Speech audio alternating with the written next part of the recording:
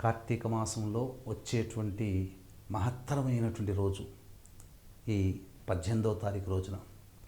అంటే సాధారణంగా మనకు అమావాస్య ముందు వచ్చేటువంటి రోజు చతుర్దశి కదా. ఆ చతుర్దశి మంగళవారంతో కూడుకున్నట్టయితే కృష్ణ అంగారక చతుర్దశి లేదా భౌమ చతుర్దశి అని అంటారు. ఇది చాలా ప్రభావవంతమైనటువంటిది, మహిమాన్వితమైనటువంటిదిగా చెప్పబడుతుంది. అది చాలా రేర్గా వచ్చేటువంటి తిథి కాబట్టి ఈ రోజున మీరు దైవ అనుగ్రహాన్ని పొందే ప్రయత్నాన్ని మీ వంతుగా చేసి దైవానుగ్రహాన్ని పొందండి. ఈ కాలాన్ని సద్వినియోగం చేసుకోండి. ఈ 18వ తారీఖు రోజున వచ్చినటువంటి కృష్ణాంగారక చతుర్దశి యొక్క మరొక ప్రాముఖ్యత ఏంటంటే లక్ష్మీ నృసింహస్వామి వారి నక్షత్రం స్వాతి నక్షత్రం ఉండడం చాలా యోగకరం.